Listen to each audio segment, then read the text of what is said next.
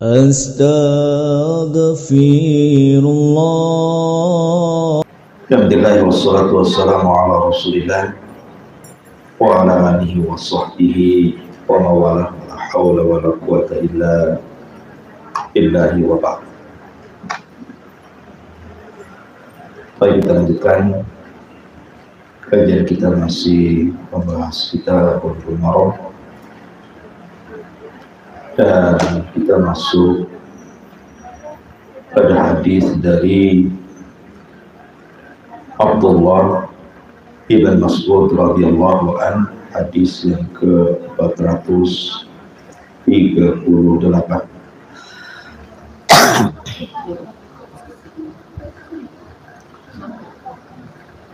An Abi Mas'udin al-Ansari radhiyallahu anhu anna Nabiy sallallahu alaihi wasallam qala ya ummul qawmu aqra'ukum li kitabillah fa in kanu fil qira'ati sawa'un fa'alamuhum bisunnati fa in kanu fi sunnati sawa' fa'aqdamuhum hijrah fa in kanu fi al-hijrati sawa' fa'aqdamuhum silman wa fi riwayah fa'akbaruhum sinnan.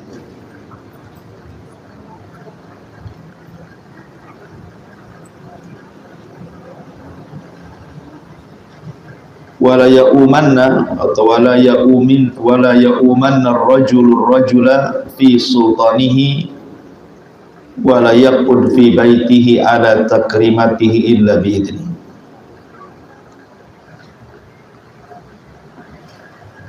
Dari Abdullah ibn Mas'ud radhiyallahu an, Nabi sallallahu alaihi wasallam bersabda, yang memimpin salat suatu kaum adalah yang paling banyak di antara mereka hafalan Al-Qur'annya. Jika mereka sama dalam hal hafalan, maka yang menjadi imam adalah yang paling mengetahui tentang sunnah. Jika dalam hal sunnah mereka sama, maka yang paling didahulukan adalah yang dahulu hijrahnya. Jika mereka sama dalam hijrahnya, maka yang paling dahulu adalah yang masuk Islam. Dalam riwayat yang lain, yang paling tua usianya. Dan janganlah seorang laki-laki mengimami orang lain di wilayah kekuasaannya, dan jangan pula duduk di rumahnya di atas kehormatannya kecuali dengan izin. Baik. Hadis ini perawinya adalah Abdullah ibn Mas'ud al-Hudali al-Ansari radhiyallahu anhu. Sedikit kita bicara tentang biografi perawinya. Abdullah ibn Mas'ud radhiyallahu anhu sahabat Rasul yang boleh dikata mula-mula masuk Islam. Bahkan dia sahabat ke-7 yang masuk Islam di awal-awal permulaan Islam. Dia seorang faqih, memang cerdas, bahkan seorang ahli qiraah dan juga seorang muhaddis, ahli hadis, dan salah seorang rawi hadis Nabi sallallahu alaihi wasallam. Termasuk as-sabiqun al-awwalun, orang-orang yang awal-awal masuk Islam. Dan dia adalah sahibu na'lai Nabi wasiwaki. Jadi kemana-mana dia membawa 2 sandal Nabi dan juga siwak Nabi.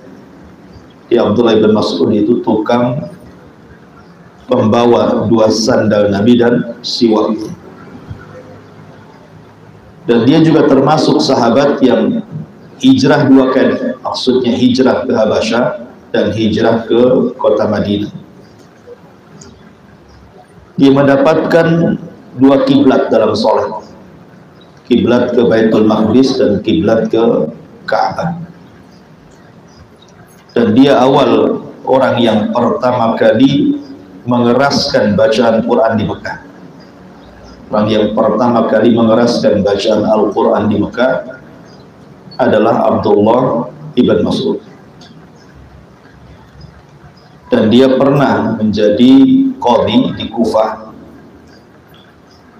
dan menjaga Baitul Mal kaum muslimin di zaman 2 khilafah besar. Pertama Umar bin Khattab radhiyallahu an, dan yang kedua di masa Utsman ibn Affan radhiyallahu an. Adapun sebab Islamnya, jadi Abdullah ibn Mas'ud radhiyallahu an, dia masuk Islam sebelum Nabi SAW punya markas di Daril Arqam. Jadi awal-awal Islam itu kan ada rumah pemiliknya Arqam, di Daril Arqam itu adalah markas dakwah Rasul di Mekah pertama kali. Tetapi Abdullah ibn Mas'ud ini masuk Islam sebelum ada markas tempat berkumpulnya berdakwah di Daril Arqam, karena memang dia termasuk awal-awal yang masuk Islam, boleh dikata orang nomor 7 dari sahabat-sahabat Rasul yang masuk Islam. Jadi ketika Abdullah ibn Mas'ud radhiyallahu anhu ini menjadi penggembala kambing dari seorang musyrik namanya Uqbah bin Abi Mu'aid yang sangat memusuhi Nabi. Jadi Nabi SAW bersama Abu Bakar suatu ketika lewat, dan Abdullah ibn Mas'ud ketika itu masih musyrik. Jadi Nabi mengatakan, ya gulam, hal min labanin, apakah ada air susu kambing yang bisa diperah dari kambing yang kau gembala ini? Maka Abdullah bin Mas'ud mengatakan, nah, iya, akan tetapi ini bukan kambingku, ini kambing tuanku Uqbah bin Abi Mu'aid. Maka Rasulullah SAW mengatakan, kalau begitu ada kambing betina yang tidak punya anak, karena kalau dia punya anak kan mengeluarkan air susu, tetapi kalau kambing nggak punya anak kan nggak keluar air susu. Jadi Nabi meminta kambing yang belum punya anak. Maka akhirnya kemudian didatangkan oleh Abdullah bin Mas'ud kambing tersebut dan diusap oleh Rasul. Tete kambing tersebut tiba-tiba penuh dengan air susu. Maka kemudian Rasul mengambil air susu itu dan meminumnya, kemudian juga Abu Bakar ikut meminumnya, dan juga Abdullah ibn Mas'ud meminumnya. Masalahnya Abdullah ibn Mas'ud ini heran, kok bisa orang menjadikan kambing yang tidak punya anak hanya disentuh kemudian penuh dengan air susu. Jadi suatu hari dia datang kepada Nabi SAW, ingin diajarkan, mungkin ada beberapa kalimat yang Rasul katakan saat menyentuh susu kambing tersebut. Jadi Abdullah bin Mas'ud mengatakan, ya Rasulullah, alimni min hadha, ya Rasul, bisakah kau ajarkan kepadaku kalimat yang kau baca saat kau sentuh air susu kambing itu? Maka kemudian Nabi SAW terdiam, kemudian mengusap kepala Abdullah ibn Mas'ud dan mengatakan, innaka gulamun mu'allam, engkau anak yang kelak akan diberikan ilmu oleh Allah Subhanahu wa ta'ala. Lah sebab doa Nabi SAW ketika itu, maka Abdullah ibn Mas'ud masuk Islam. Dan betul ketika Rasul mengatakan innaka gulamun mu'allam, engkau seorang laki-laki yang akan banyak mendapatkan ilmu, maka Abdullah ibn Mas'ud menjadi ulamanya para sahabat. Setelah itu dia menjadi ulamanya para sahabat karena semua bidang dalam agama dia menguasai. hadisnya, fikihnya, Qur'annya, semua. Bahkan dijadikan rujukan oleh para sahabat Nabi SAW setelah wafatnya Nabi SAW. Lah Abdullah bin Mas'ud sendiri adalah orang yang memang dikenal suara baca Qur'annya indah. Jadi Abdullah bin Mas'ud sendiri adalah orang yang suara baca Qur'annya indah. Sampai indahnya suara bacaan Abdullah bin Mas'ud ini, Nabi SAW terkadang datang kepada beliau minta dibacakan Al-Quran.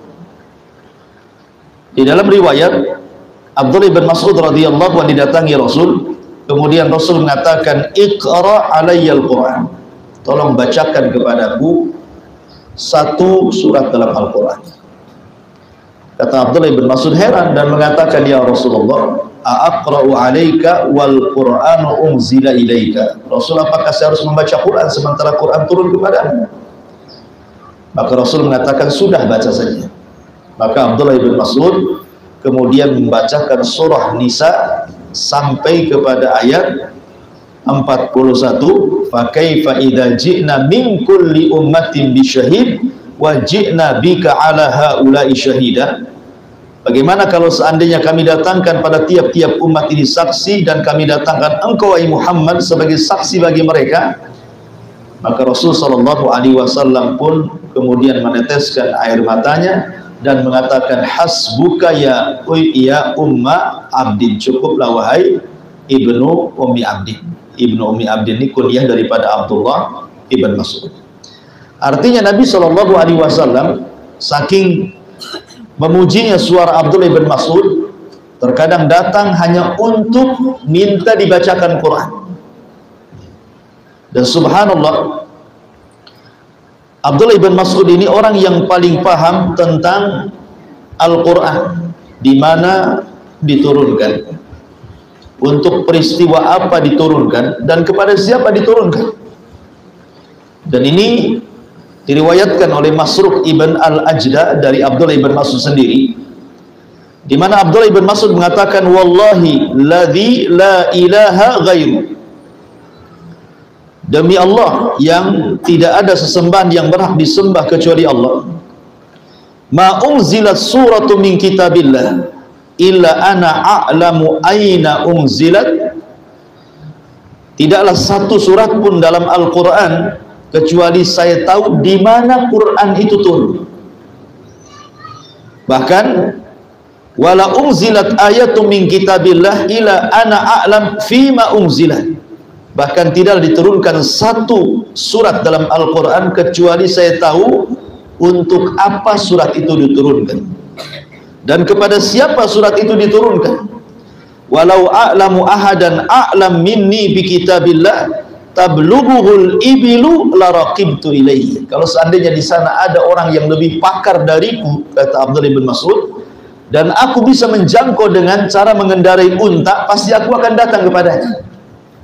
Menunjukkan kepakaran beliau dalam Al-Quran gitu ya. Tidak ada yang menandingi kepakaran beliau dalam Al-Quranul Karim. Bahkan dikatakan oleh Nabi SAW, ambillah Al-Quran dari 4 orang. Ambillah Al-Quran dari 4 orang. Kemudian Rasulullah SAW menyebutkan salah satunya adalah Abdullah ibn Mas'ud, kemudian Ubay ibn Ka'ab, kemudian Mu'ad ibn Jabal, kemudian Salim maula Abi Hudzaifah. Jadi Abdullah ibn Mas'ud masuk di 4 sahabat yang direkomendasikan Rasul untuk diambil Al-Quran. Jadi memang luar biasa Abdullah ibn Mas'ud. Bahkan suatu ketika Nabi SAW, kemudian Abu Bakar dan Umar itu baru datang dari Safar. Jadi melewati Masjid Nabawi. Tiba-tiba kemudian di balik dinding Nabi SAW mendengar ada orang yang membaca Al-Quran dengan sangat indahnya. Maka kata Rasulullah kepada Abu Bakar dan Umar, "Berhenti, kita dengarkan orang yang membaca Quran." Kemudian Rasulullah SAW bersama Abu Bakar dan Umar pun mendengarkan dengan seksama sampai selesai dibaca. Kemudian Rasul mengatakan kepada Abu Bakar dan Umar, wahai Abu Bakar dan Umar, kalau kalian ingin mendengar bagaimana Jibril membaca Al-Quran saat turun wahyu kepadaku, falyaqra ala qiraati ibni ummi abdi, maka perdengarkan kepada bacaan ibnu ummi abdin, maksudnya Abdullah ibn Mas'ud. Sampai Rasul mensejajarkan suara Abdullah ibn Mas'ud dengan suara Jibril gitu, saking pakarnya dalam Al-Quran. Bahkan dikenal dalam sejarah Abdullah ibn Mas'ud ini orang yang paling keras dengan sunnah. Jadi orang yang menyelisih sunnah itu tidak suka. Jadi suatu ketika setelah meninggalnya Nabi, Abu Musa al-Ash'ari radhiyallahu anhu itu melihat di Masjid Kuba ada beberapa sahabat yang sedang berzikir secara hilafan berputar. Jadi ada 10 orang memutar, kemudian satu mengatakan tasbihlah 100 kali, takbirlah 100 kali, kemudian tahlillah sekian kali gitu ya. Jadi Abu Musa al-Ash'ari ini akhirnya karena melihat hal itu tidak pernah dilakukan Rasul dan juga para sahabat di zaman Rasul, jadi dia datang kepada Abdullah ibn Mas'ud dan mengatakan, wahai Abdullah ibn Mas'ud, bisa nggak kau ikut aku ke Masjid Kuba? Aku melihat sebuah kaum yang melakukan zikir yang tidak pernah dikerjakan Rasul dan para sahabat. Akhirnya Abdullah bin Mas'ud pun berangkat bersama Abu Musa al-Ash'ari ke Masjid Kuba dan melihat memang betul di situ ada orang yang sedang berhalaqah zikir. Maka Abdullah bin Mas'ud kemudian menegur mereka dan mengatakan, kalian ini gimana? Bejana Rasul belum pecah, kemudian pakaian Rasul belum usang, peninggalan Rasul masih ada. Kenapa kalian membuka pintu kesesatan, ataukah kalian hendak membuka pintu hidayah? Maka kemudian Abdullah bin Mas'ud mengatakan sambil mengisyaratkan kepada batu yang mereka gunakan untuk menghitung zikir itu, kata Abdullah bin Mas'ud, hitunglah kesalahan kalian dengan batu-batu di tangan kalian, aku jamin kebaikan kalian tidak akan hilang. Maka kemudian Abdullah bin Mas'ud menegur mereka kan agar supaya dihentikan, kemudian pergi. Kata rawi hadis, orang-orang yang ditegar oleh Abdullah bin Mas'ud yang membuat halaqah zikir itu yang tidak dianjurkan di zaman Rasul dan tidak pernah dilakukan di zaman Rasul, rupanya orang-orang itu terlibat dalam tentara Khawarij di Nahrawan. Nahrawan itu perang Khawarij melawan Ali bin Abi Thalib. Al-Imam Al-Barbahari dalam kitabnya Syarh Sunnah mengatakan, lihat bagaimana kemungkaran kecil menjadi besar, ya kan, karena tidak dicontohkan Rasul dan tidak ada sahabat Rasul yang terlibat di situ. Jadi Abdullah bin Mas'ud memang terkenal sekali keras gitu ya dalam membela sunnah Nabi SAW. Dan ada satu kisah menarik dari beliau. Jadi ketika beliau naik ke atas pohon kurma, Abdullah bin Mas'ud kan orangnya kurus sekali ya, tinggi kurus gitu ya.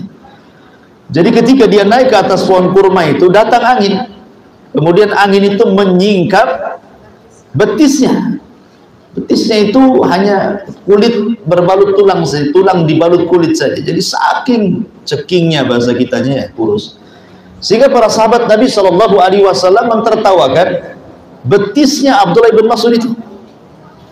Maka Nabi SAW ketika mendengar, maka Rasul marah dan mengatakan, jangan kalian tertawakan kedua betis Abdullah ibn Mas'ud, karena keduanya kalau ditimbang di hadapan Allah jauh lebih berat dibandingkan gunung Uhud. Kalau dua betisnya Abdullah ibn Mas'ud ditimbang di hadapan Allah jauh lebih berat dibandingkan gunung Uhud, menunjukkan bahwa timbangan di akhirat itu bukan timbangan fisik tetapi timbangan amal ya. Ini sekilas daripada biografi Abdullah ibn Mas'ud radhiyallahu anhu. Baik, kita akan masuk pada hadisnya. Di sini Nabi SAW bersabda dalam hadis ini, ya ummul qaum aqra'uhum li kitabillah.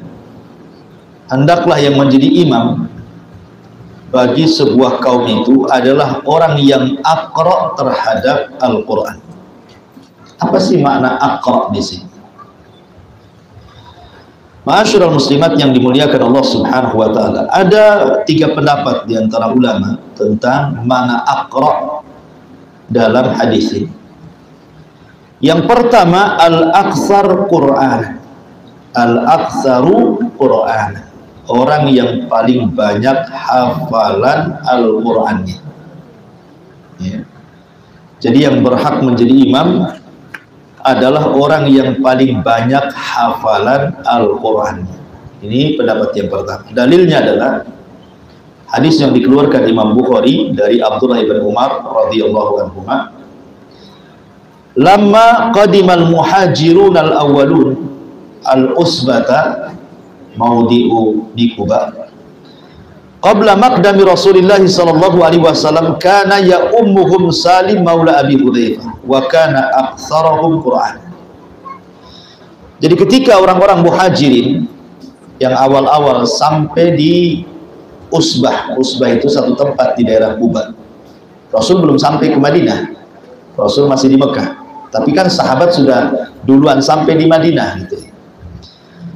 Lah katanya Abdullah ibn Umar radhiyallahu anhuma, karena ya ummuhum Salim maula Abi Hudzaifah, yang menjadi imam salat kami ketika itu adalah Salim maula Abi Hudzaifah. Wa kana aktsarahum Qur'an, dan dia adalah sahabat yang paling banyak hafalan Qur'annya di antara kami. Dari hadis Bukhari ini, di mana Salim maula Abi Hudzaifah menjadi imam ketika pasca hijrahnya sahabat dari Mekah ke Madinah sebelum datangnya Rasul.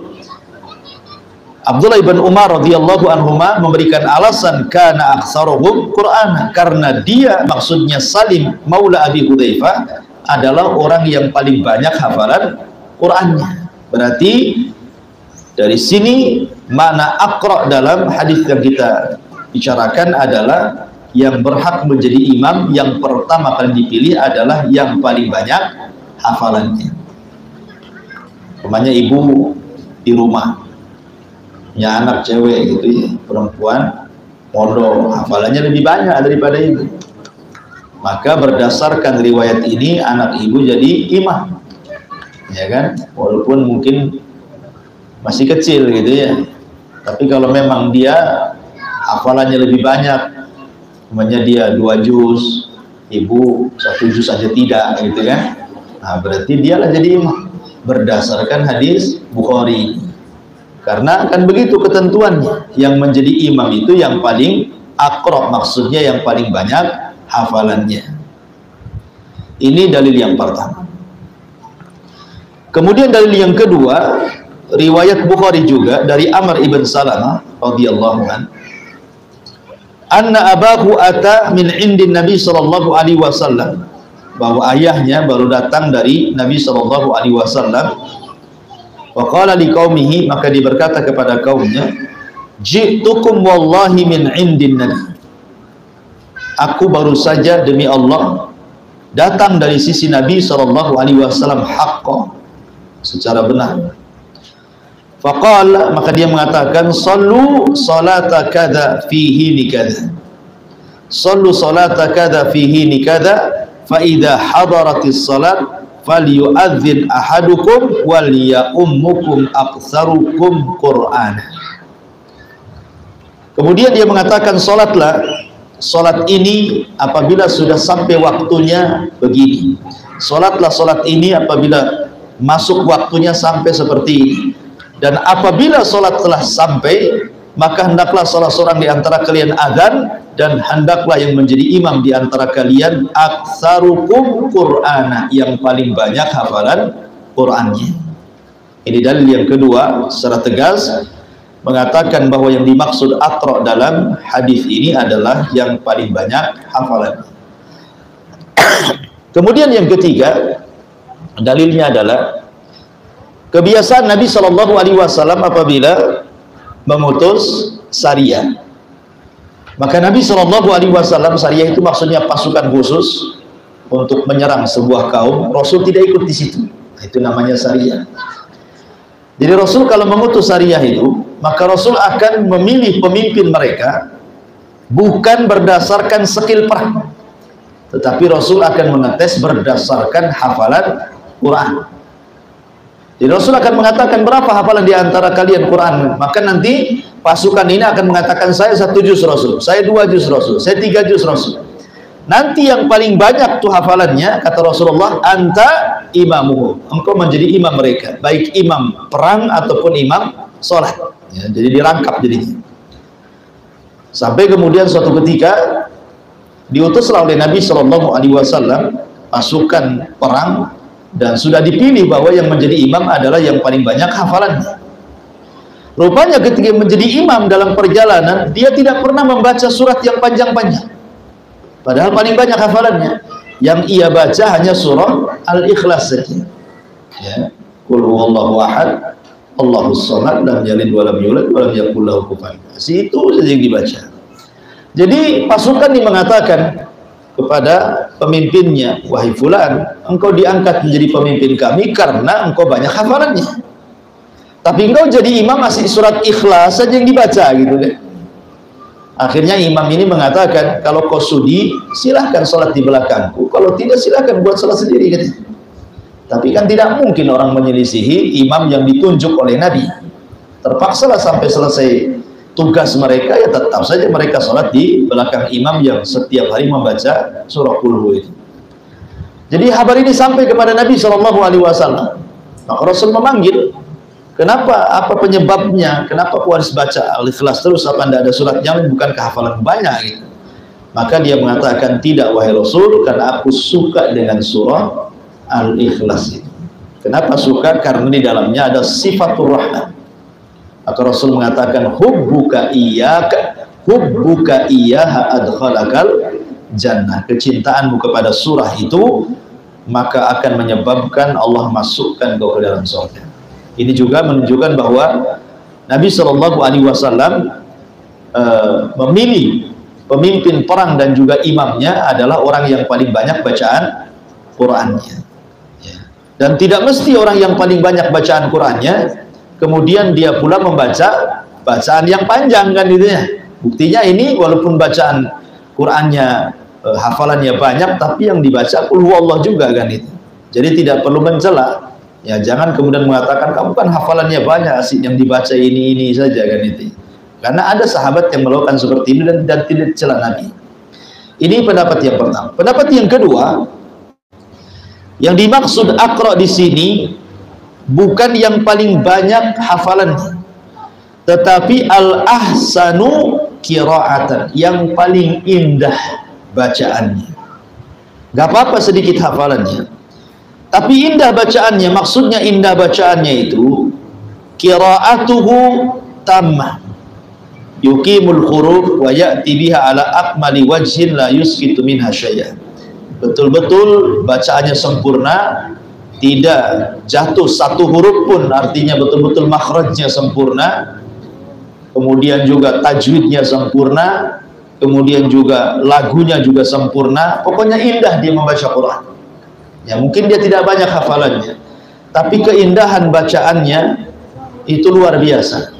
Maka kalau seandainya ada dua imam, yang satu hafalannya banyak tapi bacaannya kurang bagus gitu, yang satu hafalannya mungkin tidak sampai 30 juz, mungkin ya 10 juz saja, tapi bacaannya bagus. Ya, makhrajnya, tajwidnya, lagunya, langgamnya dan begitu seterusnya. Maka pendapat yang kedua, yang dipilih menjadi imam yang indah suaranya, bukan yang banyak hafalannya. Ini pendapat yang kedua. Dalilnya adalah hadis yang dikeluarkan Imam Bukhari juga dari Abdullah ibn Abbas radhiyallahu anhu. Qala Umar berkata, Ubay aqra'una. Maksudnya Ubay itu aqra'una. Ubay ibn Ka'ab adalah orang yang paling aqra' di antara kami, kata Umar. Ubay bin Ka'ab maksudnya aqra'una, orang yang paling aqra' di antara kami. Maksudnya perkataan Umar, kata Abdullah ibn Abbas, adalah ahsanuna qiraatan, yang paling indah bacaan Qur'annya. Makanya satu-satunya sahabat yang disebut namanya oleh Allah untuk dibacakan surat dalam Al-Quran adalah Ubay ibn Ka'ab. Ya. Jadi suatu ketika Rasul memanggil Ubay ibn Ka'ab dan mengatakan, ya Ubay, baru saja Allah menyuruhku untuk membacakan kepadamu satu surat dalam Al-Quran. Ubay kaget, asammanillah, apakah Allah menyebut-nyebut namaku, katanya. Kata Rasul, iya, namamu disebut-sebut, katanya. Habis itu Ubay menangis. Dan Rasul kemudian mengatakan, aku disuruh oleh Allah untuk membacakan lam yakunil ladzina kafaru min ahlil kitab, surah lam yakun. Ya, ini menunjukkan kehebatan Ubay ibn Ka'ab gitu ya. Namanya disebut-sebut karena dia memiliki keindahan suara di dalam membaca Al-Quran. Ini pendapat yang kedua. Berdasarkan hadis Bukhari dari Abdullah bin Abbas radhiyallahu anhu, ketika Umar mengatakan Ubay aqra'una, maksudnya ahsanuna qira'atan, yang paling baik, yang paling indah bacaannya, menunjukkan bahwa aqra' di sini bukan yang paling banyak hafalannya, tetapi yang paling indah suaranya. Ini pendapat yang kedua. Kemudian pendapat yang ketiga, maksud aqra di sini bukan yang paling indah bacaannya, bukan pula yang paling banyak hafalannya, tetapi maksudnya al-afqah, yang paling afqah, yang paling alim. Ya. Namanya di satu masjid ini si A hafalannya banyak. Ya. Kemudian si B hafalannya sedikit tapi suaranya bagus. Si C ini mungkin hafalan tak banyak, suara pun tak bagus, tapi dia ustadznya di situ. Ya. Mungkin dia pengajarnya, dia mampu mengajarkan akidah, mampu mengajarkan fikih, mampu mengajarkan semua bidang-bidang ilmu. Tapi kalau hafalan Qur'annya tidak banyak dan suaranya pun kalau ngaji kurang bagus gitu ya. Nah, maka tetap didahulukan yang afqah, yang paling alim di situ. Ukurannya bukan hafalannya, bukan bacaannya, tetapi kealimannya. Ini pendapat yang ketiga. Dan ini berdasarkan dalil bahwa Nabi SAW saat sakit, siapa yang disuruh untuk mengganti imam? Abu Bakar. Padahal Abu Bakar tidak dikenal Qur'annya. Yang dikenal Qur'annya ya Ubay, Abdullah bin Mas'ud, Mu'adz bin Jabal, kan itu yang dikenal kan. Tetapi Nabi SAW tetap memerintahkan Abu Bakar menjadi imam sholat. Ketika Aisyah radhiyallahu anha menawarkan Umar, Rasul pun tak mau. Rasul mengatakan, tetap perintahkan bapakmu untuk menjadi imam sebagai pengganti. Maka dari hadis ini menunjukkan bahwa yang jadi imam itu adalah orang yang afqah, orang yang alim. Berarti ada tiga pendapat di sini. Siapa yang berhak menjadi imam? Pertama, yang paling banyak hafalannya. Yang kedua, yang paling indah suaranya.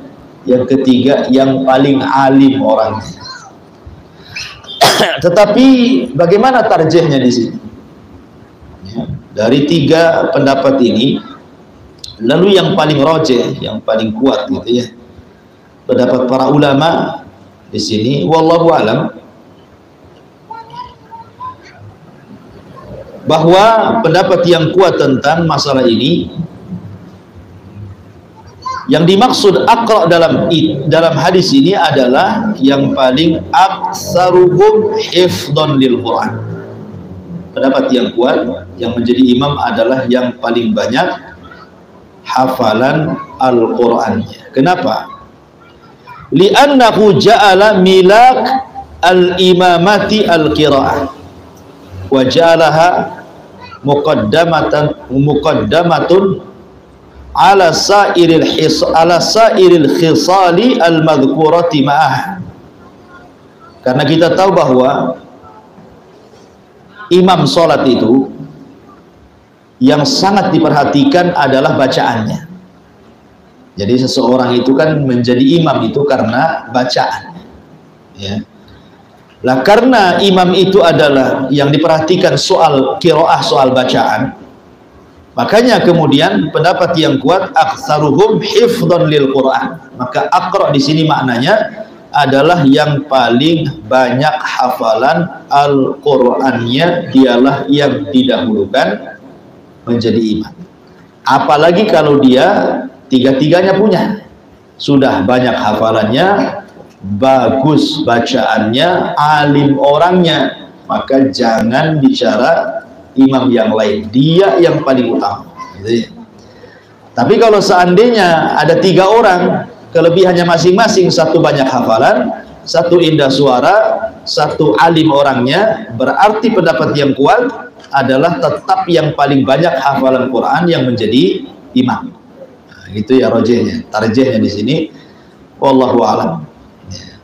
Baik, ini penjelasan ya umul qaumu aqra'uhum li kitabillah. Fa in kanu fil qiraati sawa. Fa in kanu fil qiraati sawa fa'alamuhum bisunnah. Kalau dalam hafalan banyak, sama-sama selesai 30 juz, sama-sama hafid ya, yang satu hafid, yang satu juga hafid, sama-sama mutkin lagi.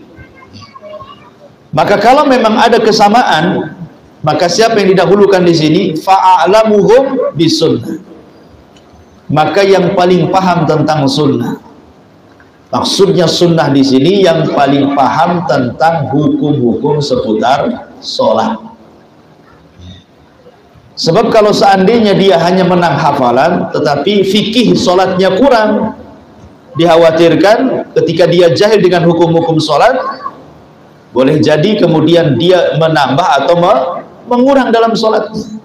Dia tidak paham hukum-hukum sujud sahwi, hukum-hukum sujud tilawah, hukum-hukum ketika ada penambahan, ada pengurangan, apa yang harus dilakukan, akhirnya kan rusak sholatnya ya. Makanya kalau memang dari segi hafalan sama, maka sekarang seleksinya adalah dari segi pengetahuan fikih sholatnya. Kalau dia memiliki pengetahuan fikih sholat gitu ya, tahu apa yang harus dilakukan saat lupa, saat tidak lupa, saat menambah, saat mengurang, dan begitu seterusnya, berarti yang didahulukan adalah bukan hanya sekedar qiraah, tetapi juga pengetahuan tentang fikih sholat. Kemudian yang ketiga, kalau seandainya dua-duanya sama nih, dua-duanya hafid, dua-duanya alim, ya, dua-duanya juga paham fikih sunnah, fikih sholat gitu ya, kemudian juga bacaannya, hafalannya sudah kurang lebih saja, maka kata Nabi SAW, fa in tasawau, kalau memang mereka sama, siapa yang dahulukan? Maka fayuqaddam al-aqdam hijratan. Maka siapa yang lebih dulu hijrahnya, ya. Maksudnya lebih dulu hijrahnya, umpamanya hijrah itu kan bisa diartikan macam-macam. Umpamanya negeri kafir kan itu, di sebelahnya negeri Islam. Maka siapa yang dulu hijrah dari negeri kafir ke negeri Islam, nah, itu pun bisa diartikan hijrahnya dahulu, berarti dia yang berhak jadi imam karena dia lebih dulu pindah. Atau bisa diartikan siapa yang lebih dulu hijrahnya, maksudnya tobatnya ya, dulunya sama-sama orang jahil, tetapi yang satu ini duluan mondok gitu ya, duluan masuk pesantren, dia seniornya, nah gitu ya. Jadi kalau memang dia duluan dari segi tobatnya, dari segi hijrahnya ke jalan yang benar, maka dia lebih didahulukan walaupun usianya lebih muda.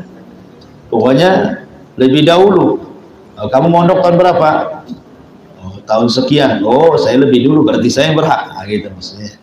Jadi yang lebih dahulu hijrah, itu juga bisa diartikan makna hijrah di sini. Tapi kalau seandainya sama-sama nih hijrahnya, sama-sama tobatnya, sama-sama mondoknya, sama-sama hafalannya, sama-sama alimnya, ya kan? Maka fa'aqdamuhum islaman. Dalam riwayat sinnan. Maka siapa yang lebih dulu masuk Islam, itu kalau dari orang kafir menjadi muslim. Tetapi maksudnya di sini ada juga mentafsirkan sinnan. Ya, sinnan itu maksudnya siapa yang lebih tua di antara imam tersebut. Ya, jadi kalau hafalannya sama, bacaannya sama, alimnya sama, hijrahnya sama, Islamnya juga sama, terlahir dari orang tua Islam, maka barulah cerita tentang sinan usia. Nah, sekarang kalau usia sama Ustaz, gimana caranya? Maka di sini terjadi undian kocok arisan. Ya, masukkan namanya, dikocok-kocok siapa yang jatuh namanya, itulah berhak menjadi imam. Karena semua sama. Kalau semua sama ya harus Qur'an. Tidak mungkin dua-duanya jadi imam, gitu kan?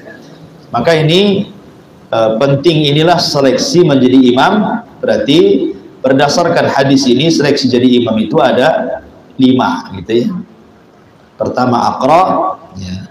Yang kedua a'lam bis sunnah, yang ketiga aqdam hijrah, yang keempat aqdam sinan gitu ya, dan yang kelima qur'ah. Qur'ah itu maksudnya undian, kalau semua sama baru diundi. Kemudian Rasul mengatakan wala ya'umanna ar-rajulur rajula fi sultani wala yaqudu fi baitihi ala takrimatihi illa biidni. Tidak boleh kemudian seseorang laki-laki mengimami orang lain di wilayah kekuasaannya. Umpamanya saya masuk ke salah satu masjid, walaupun saya ini ustadz, banyak hafalannya, faqih dan begitu seterusnya, kemudian di situ imamnya biasa-biasa saja gitu ya, nggak pernah mondok, tapi ya bisalah jadi imam. Tidak bisa kita mentang-mentang lebih alim, lebih banyak, tiba-tiba kemudian kita main maju saja menjadi imam. Nggak boleh, karena setiap masjid itu ada wilayahnya masing-masing. Kecuali kalau diizinkan. Oh, nampak yang jadi imam itu murid saya, umpamanya kan, oh ada datang ustadz aja lah, itu boleh, berarti sudah dapat izin ya. Sama juga kalau ibu bertamu ke salah seorang akhwat, kemudian datang waktu sholat, kemudian ingin berjamaah, tidak bisa kemudian kita yang tamu jadi imam sebelum ada izin dari tuan rumah. Kita tetap mendahulukan tuan rumah. Silakan antum yang punya rumah yang jadi imam, kecuali kalau tuan rumahnya ngasih izin. Oh, tidak bisalah, kamu saja. Nah, itu kan sudah dapat izin namanya. Nah, inilah makna daripada jangan sampai kemudian seseorang mengimami orang lain di wilayah kekuasaannya. Dan jangan pula duduk di rumahnya di atas kehormatannya, maksudnya pemilik rumah, kecuali dengan izinnya. Jadi kalau bertamu, ya kan, nggak boleh main duduk di kursi, Bu ya. Kecuali diizinkan, silahkan duduk, baru duduk. Ya, jadi kalau bertamu ya berdiri saja. Kalau orang tuan rumah nggak nyuruh duduk, ya berdiri saja. Ya, kenapa berdiri ya? Karena belum dikasih izin duduk kan itu. Sudah rumah biasa kan, nah, nggak bisa, kita punya adab, tetap ya kan, punya adab. Kalau tidak ada izin jangan duduk. Ya, bawa kursi sendiri aja di rumah. Ya. Tapi intinya bahwa di sini harus menjaga etika dalam Islam. Kemudian di antara faedah hadis ini adalah di sini bayan tartib amrit taqaddum li imamatil musallin. Keterangan tentang tartib perintah siapa yang berhak menjadi imam. Di dalam Islam itu diatur, tidak sembarang orang jadi imam. Kemudian juga yang kedua, anna imamatas salati min muhimmati umuri diniyati. Bahwa perkara imam dalam salat itu termasuk perkara-perkara penting dalam agama. Gak sembarang jadi imam, harus yang paling sempurna ya. Kalau bisa yang paling sempurna, kalau tidak ada baru yang sempurna, kalau tidak ada ya baru di bawahnya yang sempurna gitu. Nah, karena kalau kita di pedesaan biasanya yang menjadi imam itu bukan dari segi yang dalam hadis ini, biasanya karena kesenioran ya, karena dia senioritas di situ, udah tua gitu ya, walaupun suaranya udah putus-putus tetap aja jadi imam dia, nggak mau diganti. Ya, nggak tahu kenapa. Kemudian yang ketiga, anna sahibal baiti aula bil imamah min ghairi, bahwa pemilik rumah lebih berhak menjadi imam dibandingkan tamunya. Kemudian juga annahu la yajlis ahadun alal makan al mukhassas li sahibil bait illa bi, tidak boleh orang duduk sembarang di tempat khusus pemilik rumah orang lain kecuali dengan izinnya. Seperti kalau bertamu saya katakan tadi, jangan langsung duduk kecuali diizinkan untuk duduk gitu ya. Kemudian juga fadilatul muhajirina ala ghairi. Di sini ada keutamaan muhajirin, orang-orang hijrah, dibandingkan yang lainnya. Taib. Ini diantara faedah hadis yang kita baca. Saya kira satu hadis saja. Silakan sebelum sedikit mungkin ada yang bertanya.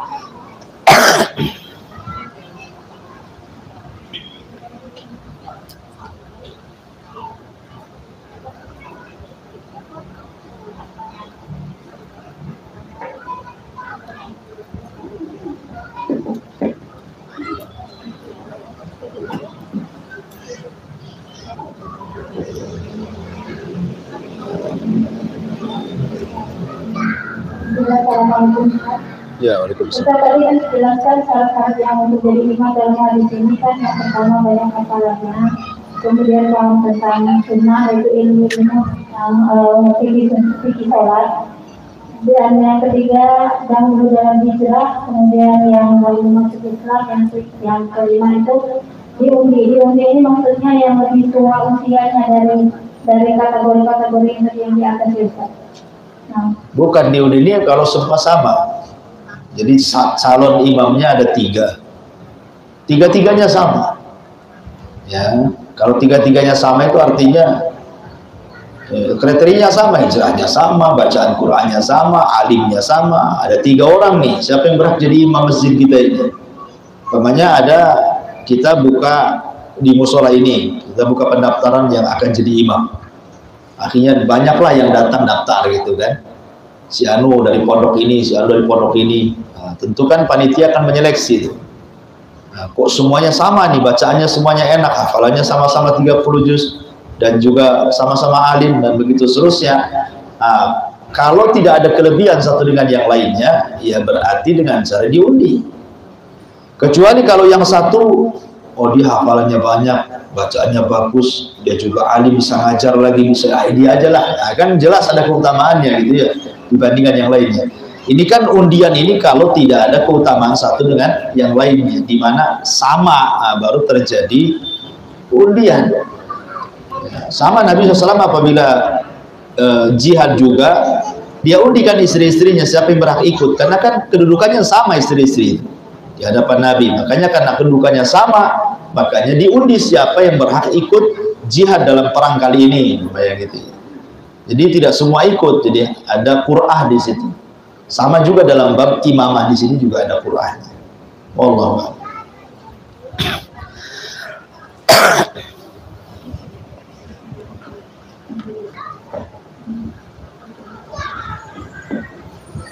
Izin bertanya kan? Ya. Terkadang di suatu kompleks itu imam masjid yang sudah berjasa di situ kan terkadang sekali-sekali itu salah bacaannya. Jadi kadang kita suruh anak-anak muda yang sudah dari pondok itu jadi imam, terus mereka berbilang beda itu. Kalau imam biasa itu kan setelah sholat itu ada zikir. Jadi mereka kalau ingin jadi imam kan mereka tidak terbiasa zikir bersama, jadi merasa tidak terbiasa dalam itu, takutnya makmumnya akan mengikutinya itu malah nanti dia dipotong. Bagaimana itu Ustaz?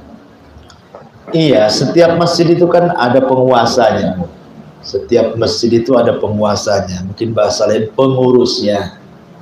Ada imam tetapnya, imam rawatibnya.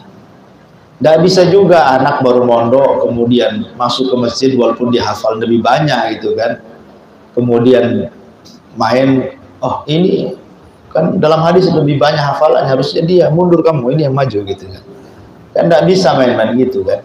Kecuali pengurus memang sudah ngaji dan sudah tahu tentang hukum-hukum imam, kemudian dirapatkan, kemudian ngomong baik-baik ke imamnya, kalau bisa ya dengan cara tadarruj, ya mengganti imam kan nggak bisa langsung diganti, mungkin dijadikan wakilnya dulu, ya kan. Jadi ini saat ini tetap imam tetapnya bapak ini karena sudah lama imam rawatibnya, kemudian anak pondok ini yang baru datang pamannya jadi wakil imamnya, jadi naibnya, jadi penggantinya kalau dia nggak bisa dia gitu ya.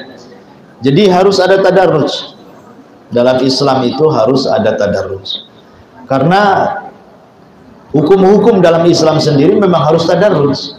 Contoh nih, ketika Islam menghapus dunia perbudakan. Dulu orang-orang jahiliyah itu bisnis mereka adalah jual beli budak. Itu yang paling menguntungkan. Di zaman jahiliyah, bisnis yang paling menguntungkan adalah jual beli budak. Kemudian yang kedua, terkadang orang-orang jahiliyah itu mereka menculik orang-orang merdeka, kemudian dijual, diperbudak. Seperti kasusnya kepada Salman Al-Farisi. Kalau orang merdeka diculik, dijual jadi budak. Ya kan? Kemudian juga terkadang mereka membeli budak perempuan banyak-banyak, digauli, kemudian punya anak, anaknya juga diperbudak, dijual belikan. Ini orang-orang jahiliyah. Kemudian datang Islam. Islam baru tadarruj, ya, sedikit demi sedikit menghapuskan dunia perbudakan. Dengan cara apa? Kalau ada orang menggauli budaknya, kemudian punya anak, berarti anaknya itu menjadi merdeka karena nasabnya kepada tuannya. Nah, dihapus satu, ya kan? Kemudian yang kedua, setiap amalan yang dilanggar kafarohnya mulai dengan cara memerdekakan budak. Yang pertama sebelum yang lain. Ya, contoh namanya kafarah dihar. Merdekakan dulu budak. Kalau tidak bisa baru puasa kan gitu. Jima di bulan Ramadan. Sebelum ngasih makan, sebelum puasa, merdekakan budak dulu, ya kan? Nah, mulailah kemudian dihapus tuh perbudakan dengan cara apa? Ya, setiap pelanggaran kafarah mesti yang didahulukan merdekakan budak. Ya, kan mulai itu dihapus sedikit demi sedikit gitu ya. Kemudian Rasul bersabda tentang keutamaan memerdekakan budak, gitu ya. Jadi Islam itu berusaha untuk meninggalkan dunia perbudakan sebenarnya kan itu. Jadi tapi kan tidak secara langsung karena memang tradisi jahiliyah kan memang itu ekonomi mereka seperti itu. Nah, tetapi artinya bahwa Islam pun ada tadarruj seperti penghalaman khamr, kan tidak langsung. Ya, pertama Allah ngasih pikiran dulu khamr itu ada manfaat tetapi banyak madarat. Ya. Kemudian setelah lama-lama disempitkan waktunya, boleh mabuk tapi jangan ketika sholat. Gitu ya. Kemudian lama-lama baru diharamkan secara mutlak. Nah, gitu. Jadi memang hukum itu seperti itu. Maka kita pun beramal di masyarakat seperti itu kan itu. Ya, kalau bisa kita gadang-gadangkan dulu ini calon pengganti imam itu. Ya, kalau bisa dirubah secara bagus ya alhamdulillah, tapi kan kebanyakan tidak bisa karena di masyarakat itu ada hukum adatnya juga gitu ya. Setiap masjid itu kan ada penguasanya. Nggak bisa main terobos kan. Nah, tapi minimalnya sudah disiapkan untuk masa depan. Nah, jadi wallahu a'lam. Ustaz ingin bertanya, bagaimana kita di belakang imam yang merokokkan?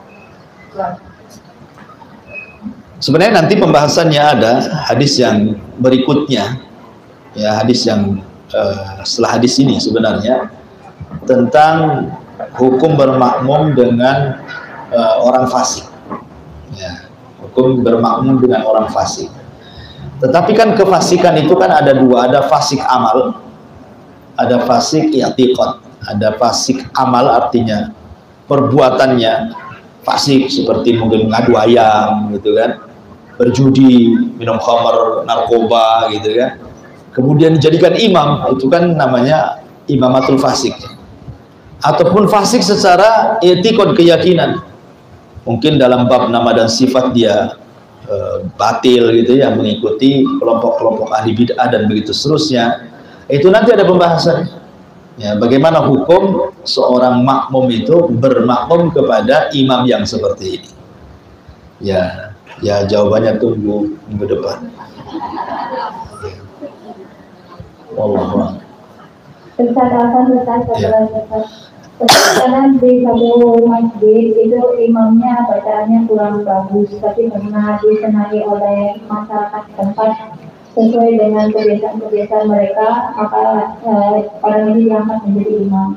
Yang menjadi pertanyaan adalah ketika seseorang yang dia sholat bermakmum dengan imam yang tidak baik bacaannya dan bahkan sedikit bisa merubah makna dari ayat yang dibaca, apa hukumnya bagi makmum yang seperti ini? Apakah dia tetap sholat ikut dengan imam tersebut karena menghormati atau dia memilih sholat sendiri.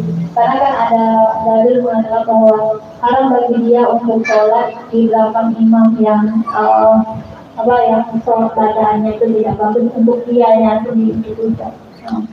Ya, itu nanti ada pembahasan tentang hukum bermakmum dengan imam yang lahan dalam qiraah, lahan dalam bacaan.